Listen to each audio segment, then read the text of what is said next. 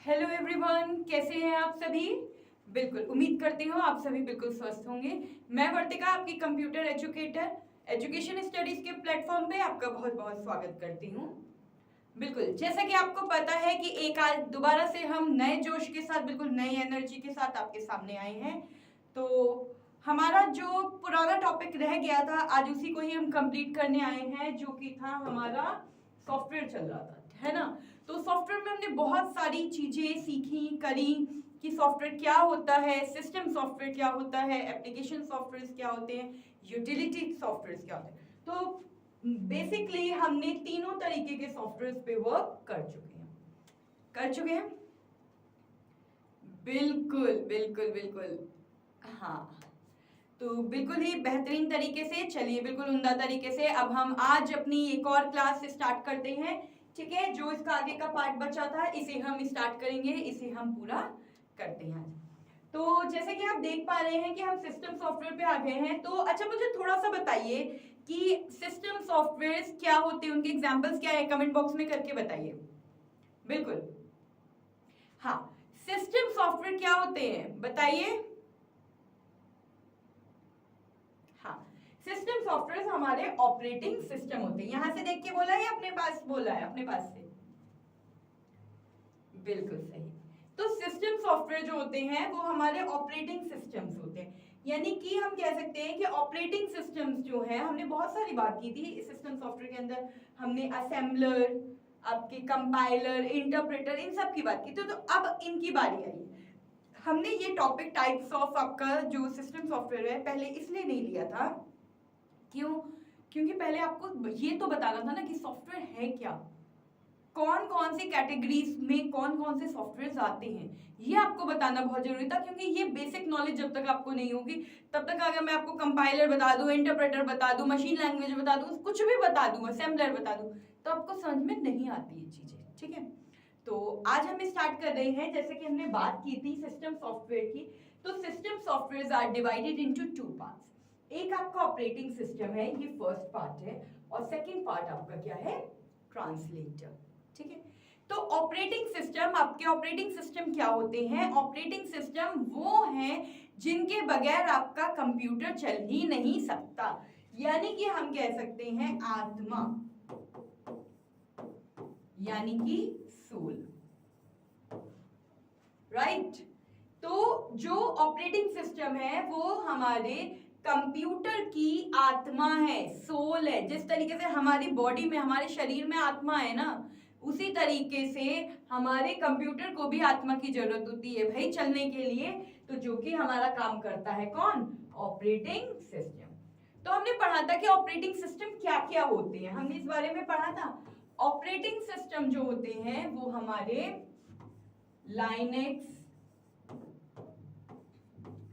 Unix, ठीक है, Windows, macOS पढ़ा था हमने। ये सारे हमारे क्या है, ऑपरेटिंग सॉफ्टवेयर है। ठीक है, ऑपरेटिंग सॉफ्टवेयर, हमने ऑपरेटिंग सॉफ्टवेयर को डिटेल में लाइनेक्स भी पढ़ा, यूनिक्स भी पढ़ा, विंडोज भी पढ़ा, हमने इन सबको हमने डिटेल में भी पढ़ा था। ठीक है, पढ़ा था, याद आया किसी को कुछ? बिल्कुल। तो अब हमारी जो बारी आती है वो ट्रांसलेटर की आती है कि अब ट्रांसलेटर किस तरह से कैसे वर्क करता है। ठीक है, तो जो हमारा ट्रांसलेटर है वो क्या करता है, वो हमारी हाई लैंग्वेज, हमारी टू टाइप्स की लैंग्वेज होती है, एक होती है हाई लेवल लैंग्वेज, एक होती है low level language. Full form लिखिए इसका, हाई लेवल लैंग्वेज, नेक्स्ट है आपकी लो लेवल लैंग्वेज। ठीक है, लिख लीजिए एक बार, फुल फॉर्म लिखिए। बिल्कुल, अब आप कहोगे कि ये हाई लेवल लैंग्वेजेस क्या है और ये लो लेवल लैंग्वेजेस क्या है। हाई लेवल लैंग्वेजेस जो होती हैं वो आपकी होती हैं जावा, ठीक है, सी, सी प्लस प्लस, ठीक है, पाइथन, ये सब क्या है, हमारी हाई लेवल लैंग्वेजेस है। क्या है, हाई लेवल लैंग्वेजेस। अगर मैं आपकी लो लेवल लैंग्वेज की बात कर रही हूं तो लो लेवल लैंग्वेज आपकी कौन सी है, मशीन लैंग्वेज, ठीक है। इसके बाद असेंबलर, ये क्या है, हमारी लो लेवल लैंग्वेजेस है। आगे बात यहां तक समझ में, ठीक है। तो बेसिकली हम हाई लेवल लैंग्वेज की बात कर रहे थे। हाई लेवल लैंग्वेज हमारी जावा, सी, सी प्लस प्लस, पाइथन होती है, और लो लेवल लैंग्वेजेस हमारी ये होती है। जो हमारी हाई लेवल लैंग्वेजेस होती हैं वो हमारी बिल्कुल क्या होती है, ओपन सोर्स सॉफ्टवेयर होती है। अगर आपको मैं बात करूं पाइथन की, ठीक है, पाइथन बिल्कुल ही हमारी ओपन सोर्स सॉफ्टवेयर है। आज के टाइम पे पाइथन सीखना एक बहुत ही सबसे ज्यादा अपने आप में इंपॉर्टेंट पार्ट है कि आपको पाइथन आनी चाहिए, है ना। तो आपको ये पता चलेगा, और पाइथन हमारी बेसिक लैंग्वेज है। तो बेसिकली हम बात कर रहे थे कि हाँ, ये सारी लैंग्वेजेस जो है ये आपकी हाई लेवल लैंग्वेज है। आपके एग्जाम में एसएससी में सिर्फ इतना ही आएगा, जो बेसिक आपके एग्जाम्स होते हैं जिसमें कंप्यूटर का वेट, बिल्कुल नहीं नहीं नहीं, ये सिर्फ आपका एसएससी का बैच नहीं है। बार बार मैं कहती हूँ, ये आपकी सारे कॉम्पिटिटिव एग्जाम्स की क्लासेस हैं। इसमें किसी भी आपके एग्जाम में, चाहे एसएससी की क्लासेस हो, चाहे दिल्ली पुलिस की हो, यूपी पुलिस की हो, या कोई भी आपके आप एग्जाम्स देने जा रहे हो जिसमें कंप्यूटर आता है, तो कंप्यूटर का पार्ट यही रहता है, ठीक है। थ्योरी पार्ट बिल्कुल यही है, प्रैक्टिकल पार्ट बिल्कुल ही, यहीं से ही आपके क्वेश्चंस बनते हैं, और कहीं क्वेश्चंस आपके बाहर से नहीं आते, ठीक है। तो एक बार इसका स्क्रीनशॉट ले लीजिए, फिर आगे प्रोसीड करते हैं। बिल्कुल,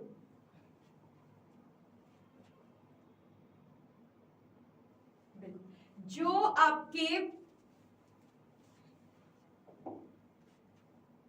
जैसे यहाँ पे अगर मैं ट्रांसलेटर की बात कर रही थी कि जो ट्रांसलेटर है, ट्रांसलेटर एक तरीके का सिस्टम सॉफ्टवेयर है। क्या है, सिस्टम सॉफ्टवेयर। हमने पढ़ा था ना पहले सिस्टम सॉफ्टवेयर। तो ये एक तरीके का हमारा सिस्टम सॉफ्टवेयर है जो कि प्रोग्रामिंग लैंग्वेज को हमारी कन्वर्ट करता है, किसमें, मशीन लैंग्वेज में। और मशीन लैंग्वेज हमारी क्या होती है, बाइनरी लैंग्वेज, क्योंकि computer can not understand our language, computer will understand only binary language. ये मैंने आपको स्टार्टिंग में भी, आई थिंक फर्स्ट या सेकंड लेक्चर में भी आपको एक्सप्लेन किया था। आज फिर एक बार आपको एक्सप्लेन कर देती हूँ कि जो आपकी कंप्यूटर है, जैसे सपोज अगर आपको कुछ भी, कंप्यूटर जो वर्क करता है, चलिए बेसिक से बताती हूँ, वो आईपीओ साइकिल के फॉर्म में वर्क करता है। किस फॉर्म में वर्क करता है, आईपीओ साइकिल की फॉर्म में वर्क करता है। अब आईपीओ साइकिल, जैसे सपोज आपको कुछ भी नाम लिखना है, ठीक है, आपने क्या किया, आपने कीबोर्ड की हेल्प से, ये आपका कीबोर्ड है,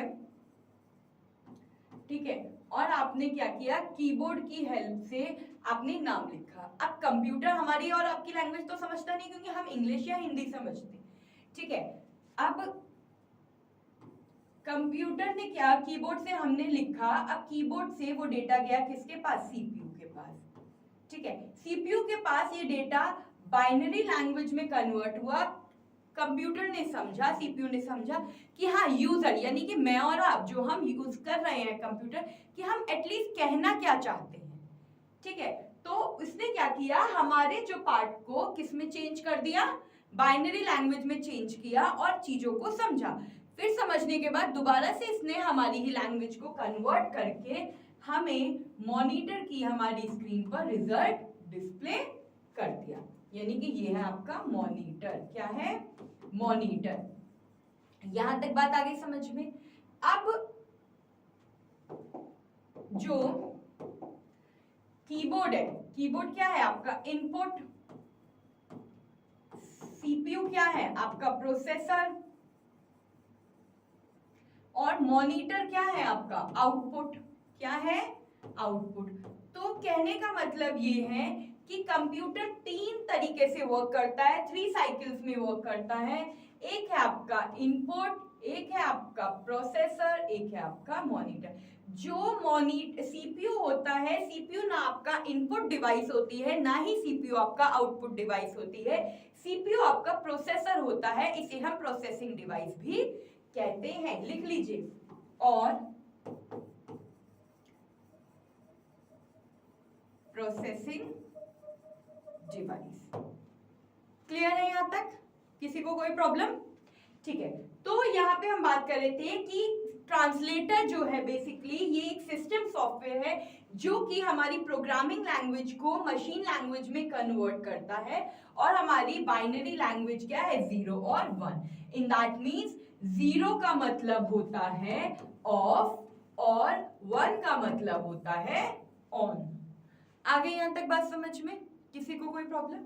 ठीक है। so that the computer can understand and execute our instruction। Computer जब तक का हमारी बात समझेगा नहीं, हमारे इंस्ट्रक्शंस को समझेगा नहीं, तब तक का एग्जीक्यूट नहीं कर पाएगा, तब तक का हमें आउटपुट नहीं दे पाएगा। तो बेसिकली ट्रांसलेटर का काम होता है प्रोग्रामिंग लैंग्वेज को मशीन लैंग्वेज में कन्वर्ट करने का। आपको आ गया यहां तक समझ में? अब बताइए किसी को यहां तक कोई प्रॉब्लम? बिल्कुल, ये एक ह्यूमन ट्रांसलेटर की तरह ये वर्क करता है। जैसे ह्यूमन ट्रांसलेटर होता है, अगर सपोज मुझे इंग्लिश समझ में नहीं आती सपोज, ठीक है, तो मैं एक ट्रांसलेटर और मैं कहीं जा रही हूं तो मैं क्या करूंगी, अपने साथ एक ट्रांसलेटर को लेके जाऊंगी जो कि मुझे मेरी लैंग्वेज में इंग्लिश को हिंदी में कन्वर्ट करके मुझे बता पाएगा। तो बिल्कुल सेम इसी तरीके से यहाँ पे ट्रांसलेटर कंप्यूटर में वर्क करता है जो कि आपकी प्रोग्रामिंग लैंग्वेज को आपके मशीन लैंग्वेज में कन्वर्ट करता है, ठीक है, जिससे कि कंप्यूटर हमारे इंस्ट्रक्शंस को समझ के उसे एग्जीक्यूट कर पाए। आगे यहां तक समझ में? ठीक है, चलिए आगे बढ़ते हैं। अब आ जाता है कि ट्रांसलेटर कितने टाइप के होते हैं, टाइप्स, ठीक है। ये लाइट दिखने का है ना?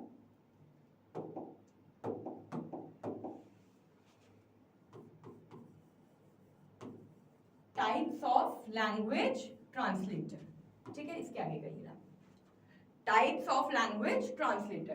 तो there are 3 types of language translator. First आपका हो गया असेंबलर, सेकंड है आपका कंपाइलर और थर्ड है आपका इंटरप्रेटर, ठीक है। आगे बात समझ में? बिल्कुल। अब हम सब एक एक करके हम तीनों को पढ़ेंगे कि तीनों का क्या यूज होता है, किस तरीके से ये तीनों वर्क करते हैं, ठीक है। चलिए आगे बढ़ते हैं। कंपाइलर, सबसे पहले यहां आ गया कंपाइलर के बारे में। चलिए हम पहले कंपाइलर सेकंड पॉइंट ही पढ़ लेते हैं, कोई प्रॉब्लम नहीं है। कंपाइलर का क्या काम होता है? कंपाइलर ट्रांसलेट करता है एंटायर कोड को एक ही बार में, ठीक है। इसके बाद it converts the entire programme into a machine code at once before execution. If there is an error, the program won't run until all errors are fixed. ठीक है, क्या है? चलिए मैं आपको एग्जांपल देती हूं। जैसे आपका ये पेज है, ठीक है, इस पेज पर अब आप कोई भी प्रोग्राम लिख रहे हो, आपने एक एक करके प्रोग्राम लिख दिया, ठीक है, पूरे पेज पे आपका प्रोग्राम आ गया। अब सपोज आपकी जो प्रोग्राम में जो एरर था वो आपका इस लाइन में था,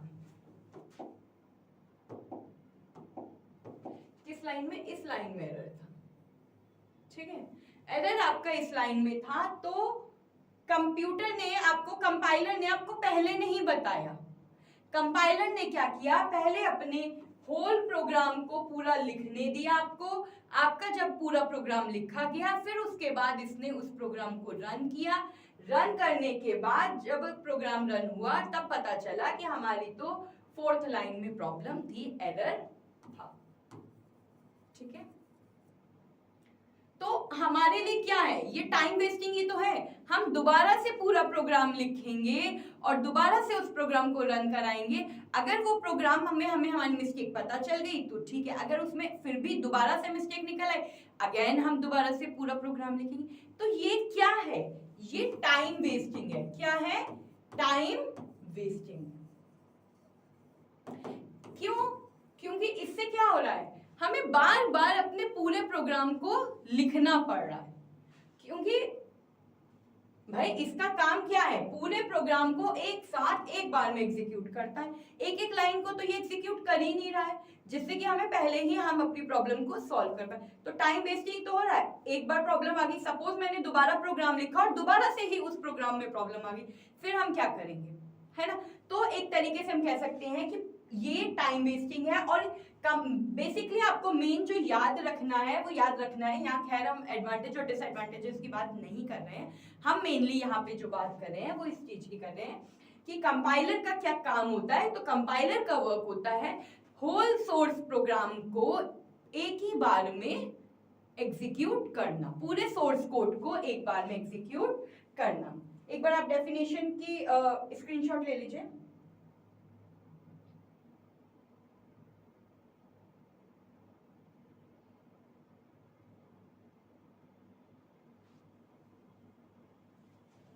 बिल्कुल। अब जैसे कि यहाँ पे इसके एग्जाम्पल नहीं लिखे हैं, तो ये मेनली जो कंपाइलर लैंग्वेज होती थी वो C++, ये जो होती थी ये हमारी कंपाइलर लैंग्वेज होती थी।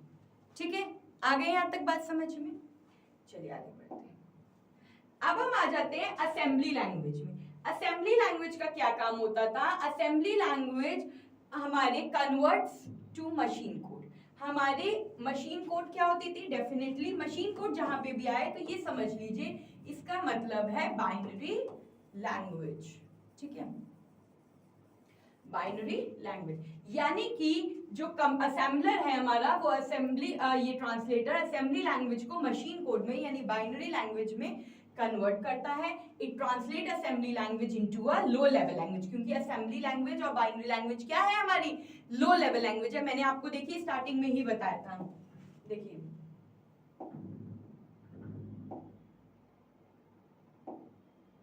बिल्कुल, देखिए असेंबली लो लेवल लैंग्वेज क्या है? मशीन लैंग्वेज और असेंबलर, यानी कि machine language means binary language. ठीक है, तो बाइनरी लैंग्वेज यानी machine language into a machine language में ये कन्वर्ट कर देता है। ठीक है, यहां तक आ गया। बट अब आज के टाइम में असेंबली लैंग्वेज का यूज नहीं होता है। ठीक है, नो यूज, और इसे मैंने कट कर दिया। तो आज के टाइम पे असेंबली लैंग्वेज का कोई भी यूज नहीं होता है, लेकिन फिर भी एक बार डेफिनेशन के लिए आप इसे स्क्रीनशॉट ले लीजिए। ठीक है, बिल्कुल बिल्कुल बिल्कुल, हाँ जी। अब यहाँ पे हम बात करते हैं इंटरप्रेटर की। इंटरप्रेटर का क्या काम होता है? इंटरप्रेटर का यहाँ पे काम होता है लाइन बाय लाइन एग्जीक्यूट करना। It converts and execute one line of code at a time. If there is an error in any line, it stops and shows the error immediately. Example के लिए देखते हैं, हमने पूरा एक page लिया, उस पे हमने पूरा प्रोग्राम रन करा दिया। सपोज मैं पाइथन का एग्जाम्पल लेती हूँ। मैंने आइडियली डाउनलोड किया हुआ है। ठीक है, उसमें मैंने स्क्रिप्ट मोड में आपको लिखना है, ठीक है, या इंटरेक्टिव मोड पे, या आपके ऊपर। आपने पूरा पाइथन का प्रोग्राम जो है वो लिख लिया। लिखने के बाद आपने प्रोग्राम को जब रन कराए तो ये एक एक लाइन को, आपने एक प्रोग्राम लिखा फिर उसे रन कराया, दूसरा प्रोग्राम लिखा रन कराया, थर्ड लिखा थर्ड लाइन उसे रन कराया। तो यानी कि ये एक एक लाइन का एरर आपको बताता हुआ चलता है, जिससे कि आपका प्रोग्राम रन करने में भी इजी होता है, टाइम सेविंग भी होती है आपकी इससे, क्योंकि आपका जहां पे भी एरर होता है, सपोज इस लाइन में एरर है तो आपका यहीं का यहीं वो एरर रिजॉल्व हो जाता है। बार बार आपको पूरा प्रोग्राम लिखने की जरूरत नहीं पड़ती है। आ गया यहां तक समझ में? मेन जो है वो ट्रांसलेटर का इतना ही काम है। ठीक है, बिल्कुल, मेन ट्रांसलेटर का इतना ही काम है। ठीक है, क्लियर हो गया? एक बार स्क्रीनशॉट ले लीजिए, फिर एक एग्जांपल की तरफ चलते हैं। बिल्कुल, अब चलिए आते हैं। चलिए अभी हम कुछ क्वेश्चंस की तरफ बिल्कुल बिल्कुल आएंगे, बिल्कुल आएंगे। अभी इससे पहले मैं आपको एक एग्जांपल देती हूँ। एग्जांपल है हमारा कि जो हमारा सोर्स कोड है, क्या है सोर्स कोड? मैंने आपको बताया, यहाँ पे मैं कलर दूसरा ले लूँ, इस स्क्रीन का सेम कलर हो रहा है, ये ले लेते हैं। ठीक है, जो हमारा सोर्स कोड है, ठीक है, वो क्या है, मशीन कोड। ठीक है, क्या है हमारा, मशीन कोड। सोर्स कोड क्या है हमारा, मशीन कोड। ठीक है, इसके बाद हमारा प्रोग्राम आता है। प्रोग्राम क्या है हमारा, ऑब्जेक्ट कोड। भाई जो हमें लिखना होगा, वो हमारा जो भी प्रोग्राम हमें लिखना होगा वो हमारा ऑब्जेक्ट ही तो है। हम ये सोच के आए कि हमें क्या करना है। ठीक है, इसके बाद ये क्या करता है, ये हाई लेवल लैंग्वेज से इसे लो लेवल लैंग्वेज में कन्वर्ट करता है। आगे यहां तक बात समझ में?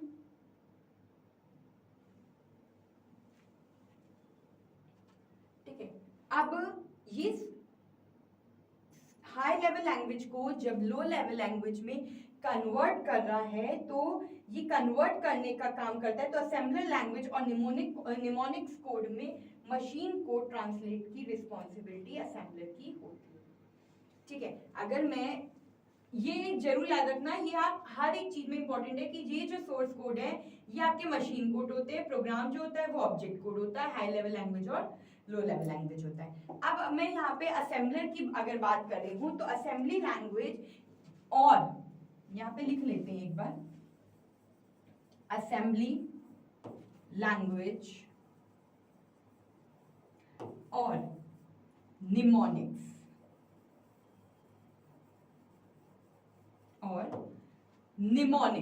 समझ में आ गया?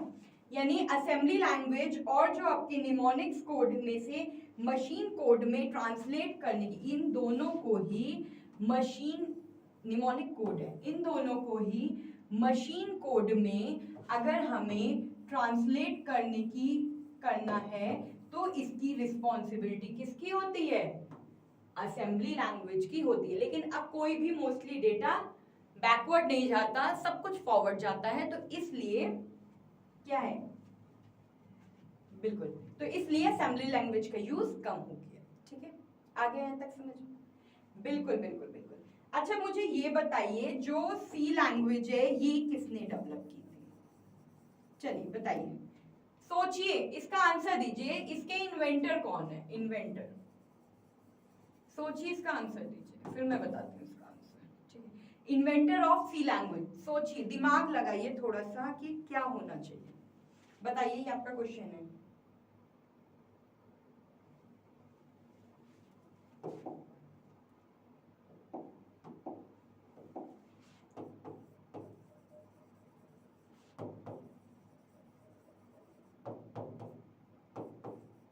1972 में डेनिस रिच्ची ने इन्वेंट किया था, किसको, सी लैंग्वेज को बनाई थी। अच्छा अब जावा का बता दो, चलो जावा का भी बता दो मुझे, जावा किसने बनाई थी, जावा के इन्वेंटर कौन है, बताइए।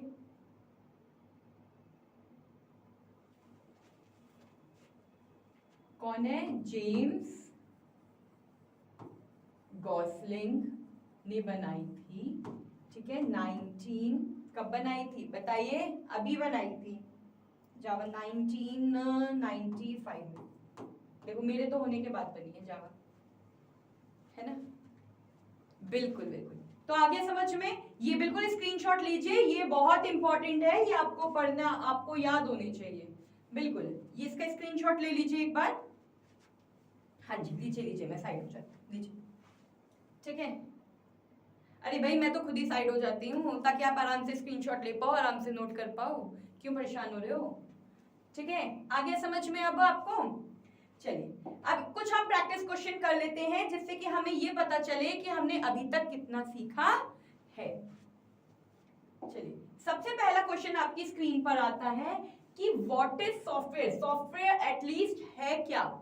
तो सॉफ्टवेयर एक फिजिकल पार्ट ऑफ कंप्यूटर है, एक सेट ऑफ इंस्ट्रक्शन है जो कि बताता है कि कंप्यूटर को क्या करना है, या फिर एक डिवाइस है जो कि यूज की जाती है डेटा को स्टोर करने के लिए, या फिर ये एक टाइप का हार्डवेयर है।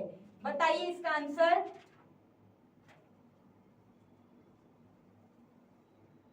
बताइए, बिल्कुल ये क्या है, एक सेट ऑफ इंस्ट्रक्शंस है जो कि ये बताता है कि कंप्यूटर को क्या करना है।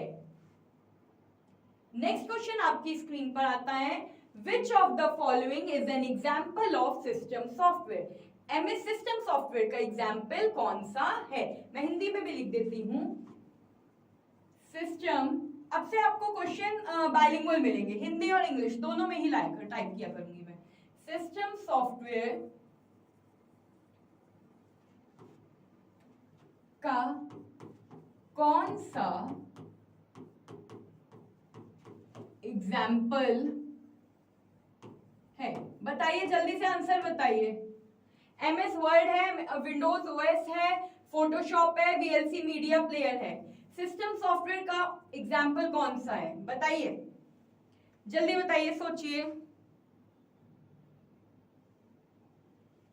बिल्कुल सही, विंडोज ऑपरेटिंग सिस्टम जो है ये आपका सिस्टम सॉफ्टवेयर का एग्जाम्पल है। ठीक है, Windows OS means operating system, OS means operating system. आगे बात समझ में? MS word, Photoshop, VLC media player ये किसके एग्जाम्पल है? ये सब एप्लीकेशन सॉफ्टवेयर के एग्जाम्पल है। किसके एग्जाम्पल है? एप्लीकेशन सॉफ्टवेयर के। हमने पढ़ा था। ठीक है, एमएस वर्ड से हम राइटिंग का काम कर सकते हैं, अगर इमेज में कोई एडिटिंग करनी है हम फोटोशॉप की हेल्प से कर सकते हैं, और वीएलसी मीडिया प्लेयर की हेल्प से हम वीडियोस भी देख सकते हैं। ठीक है, चलिए नेक्स्ट क्वेश्चन की तरफ हम आते हैं। What is the main function of an operating system? Operating system का मेन काम क्या होता है? तो आंसर है, ऑप्शंस है आपके, परफॉर्म कैलकुलेशन, कैलकुलेशन परफॉर्म करने के लिए, manage computer hardware software, hardware software को मैनेज करने का काम, सॉरी एडिट डॉक्यूमेंट्स, डॉक्यूमेंट्स को एडिट करने का काम, या फिर गेम खेलने का काम। बताइए क्या है इसका सही जवाब? सोचिए सोचिए, आंसर दीजिए। बिल्कुल, देखिए आंसर आप ही देंगे। बिल्कुल सही, manage computer hardware and software, यानी कि हार्डवेयर और सॉफ्टवेयर को मैनेज करने का काम, यानी इनके बीच में बैलेंस बनाने का काम किसका होता है? ऑपरेटिंग सिस्टम का होता है। हम इसे हिंदी में कह सकते हैं समन्वय बैठाने का कार्य किसका होता है? ऑपरेटिंग सिस्टम का होता है। क्लियर है? ठीक है, बिल्कुल। नेक्स्ट क्वेश्चन आपकी स्क्रीन पर है, which type of software is used for designing building? कौन सा ऐसा सॉफ्टवेयर है जो बिल्डिंग डिजाइन करने के लिए काम में आता है? एग्जाम्पल देखिए, है ऑप्शंस हैं tally, AutoCAD, VLC media player, notepad. बताइए टैली का यूज। अच्छा बताओ, मैंने आपको बार बार कहा है कि आपको क्वेश्चंस को एलिमिनेट करना आना चाहिए। जब तक आपको क्वेश्चंस को एलिमिनेट करना नहीं आएगा तो आप कैसे सीखोगे? ठीक है, तो टैली जो है, टैली हमारे किस काम में आएगी? टैली हमारे, अगर आपको अकाउंट से रिलेटेड कोई काम करना है तो उसके लिए टैली का यूज होता है। वीएलसी मीडिया का यूज किस लिए होता है? वीडियो के लिए होता है। नोटपैड एक टेक्स्ट एडिटर है, अगर आपको कुछ टाइप करना है तो उसके लिए नोटपैड का काम का वर्क होता है। ठीक है, यूज होता है। तो ऑप्शन क्या बचा? AutoCAD. AutoCAD is the correct answer. तो इस तरीके से आपको अपने ऑप्शंस को एलिमिनेट करना आना चाहिए एग्जाम में, तो आप ऑलरेडी आंसर्स तक पहुंच जाओगे। ठीक है, चलिए नेक्स्ट क्वेश्चन की तरफ बढ़ते हैं। क्वेश्चन है आपका, which of the following is not an example of application software? इनमें से कौन सा एग्जाम्पल आपका एप्लीकेशन सॉफ्टवेयर का नहीं है? ऑप्शंस है MS Excel, Google Chrome, antivirus, Photoshop. बताइए कौन सा नहीं है पूछा है। अगेन एलिमिनेट करिए, आप खुद से एलिमिनेट करिए, एक बार करिए, सोचिए। बिल्कुल, देखिए जैसे एक्सेल है, एक्सेल क्या है? हमारा एप्लीकेशन सॉफ्टवेयर है, इसमें हम टैबुलर डेटा फॉर्म कर सकते हैं, एप्लीकेशन है। ठीक है, गूगल क्रोम बिल्कुल एप्लीकेशन है, फोटोशॉप एप्लीकेशन है। तो कौन सा नहीं है? एंटीवायरस नहीं है। एंटीवायरस मैंने क्या कहा था, क्या है? एक तरीके से यूटिलिटी सॉफ्टवेयर है जो सिस्टम सॉफ्टवेयर के साथ मिलकर के काम करता है। So what is the correct answer? Your correct answer is C, antivirus. Antivirus आपका सही जवाब है इसका। इस ऑप्शन का सही आंसर एंटीवायरस है। ठीक है, चलिए नेक्स्ट क्वेश्चन की तरफ प्रोसीड करते हैं, आगे बढ़ते हैं। What does a compiler do? Compiler का क्या काम होता है? Translate the entire program at once, translate code line by line, detects and remove virus, stores data in the cloud. यानी कि क्या कंपाइलर पूरे प्रोग्राम को एक साथ एग्जीक्यूट करता है? क्या ये लाइन बाय लाइन एग्जीक्यूट करता है? क्या उसे डिटेक्ट करके ये वायरस को रिमूव करता है, या फिर क्लाउड में डेटा को स्टोर करता है? तो क्या होगा इसका सही जवाब? बिल्कुल, कंपाइलर का काम होता है पूरे प्रोग्राम को एक साथ एग्जीक्यूट करना, ट्रांसलेट करना। ठीक है, चलिए आगे बढ़ते हैं। Which translator software translate code line by line?